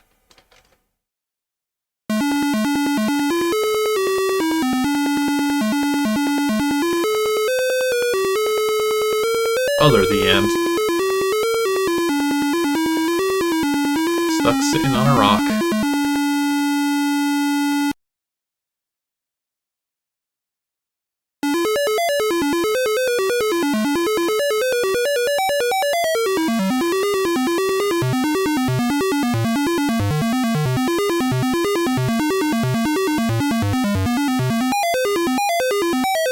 I will say this is it's a lot easier to follow the story in general the second time through. The second file of this game the first time I was just like, what? What is this? What does this mean? Who is this? Why are we here? It was kind of confusing. But being able to see these scenes again with a better perspective does help a lot, I think. So, you know, maybe if you get the bad ending the first time, you can play it a second time. Oh, absolutely.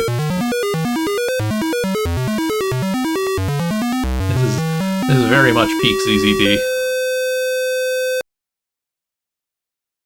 This is some some very ambitious work is what this one is. In quite a number of ways. It's a really cool game. I do really genuinely love it, even if there are some long walks. And really unfortunate bugs at the end there. But the stuff that is here is quite good, and I feel like of all the heavy story-driven games of the era, I feel like this one really does the most right by far. And it actually finishes. There's no cliffhanger. There's no wait for Voyage of 5. You actually get a proper conclusion. And that is not something you often see in ZZT.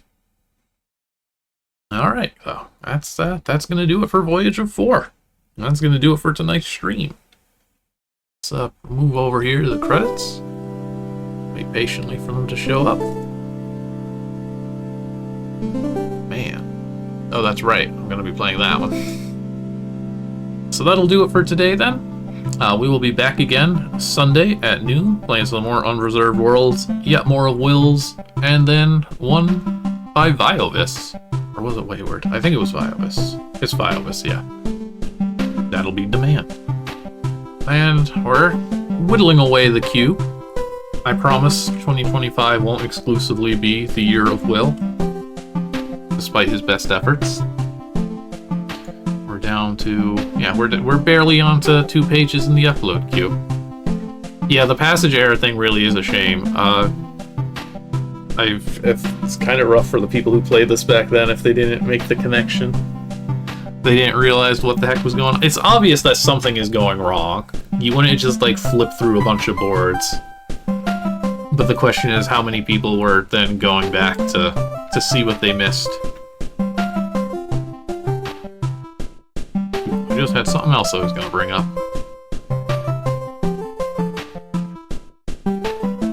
I'm sure I'm not the first. Oh yeah, I did want to actually talk about, real quick, the Game of the Month review for this game. Are we at the end of the credits roll? Okay, the patron names have rolled, so I don't feel too bad flipping back to here. So if we go back to the Voyage of 4 review, first Game of the Month winning. Game of the Month award. Somewhere there's... Yeah, Voyage of 4 is an interactive movie, and that's precisely the fact which leaves me musing about how truly perfect the game could have been. This whole game is over 1.5 ZZT files. Imagine a long epic RPG spreading multiple chapters with this game's storyline. What I'm saying is this. If this game would have been a normal ZZT game, in which the player can actually do things instead of a movie, it could have been the next Rygar. Oh well, guess I've never been a real interactive movie lover like some other ZZTers. I mean, it still took the award at least, but that's such an opinion of the era, I feel, to be like, oh, sorry, your game's just not a normal one. It would have been better if it was normal. Could you make your game more normal, please? And so, like, playing through the first part and me, like, struggling with the RPG battles and being like, boy, I wish this game just fully committed to being an interactive movie and didn't have me doing all these fights. Is just the opinion on these things swings with time, I suppose. It's the Rose. I've yet to actually play the Rose. The Rose would be before this, then.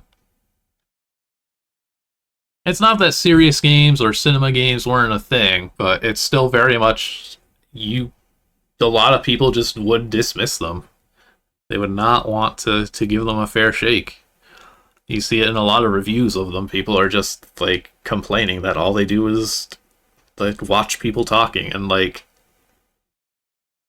yeah, that can be a bad thing if that's not what you're after, but it really feels like for a while it's just like, hey, don't do this kind of thing. And it's a shame, because I think these are some of the most interesting things that to go back to in ZZT.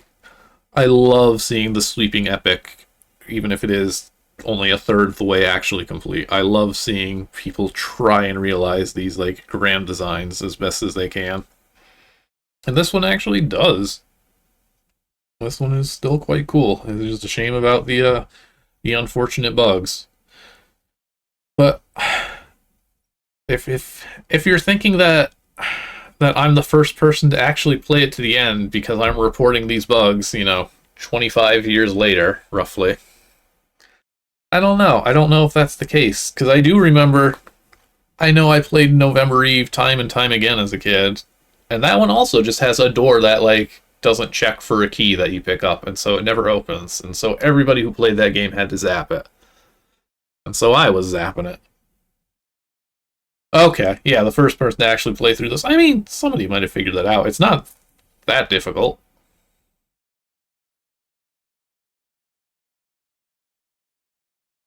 Well, anyways, I think that's going to do it for here. I'm going to cut back to the credits so you can see the thing. Some people will get their names shown twice, probably.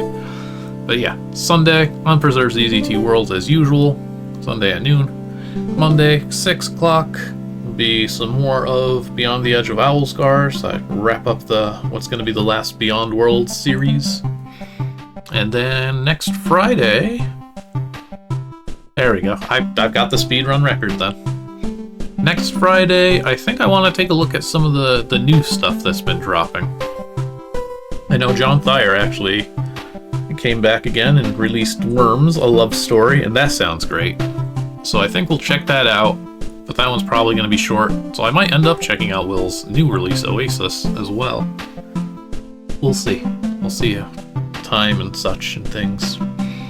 And then at some point, I also need to play through the rest of Forest of Ruin for Megazooks, because I didn't get through that in one stream, and I certainly don't want to wait until like the next bonus stream to do the rest of that. So I'm probably just going to take a Friday or a Sunday at some point. Most likely a Friday, because then the more stuff I play on Sunday, the more stuff I can get out of the queue. Alright. Thank you all for watching. Hope you all had fun. Appreciate any follows, subscriptions, support, any of that good stuff.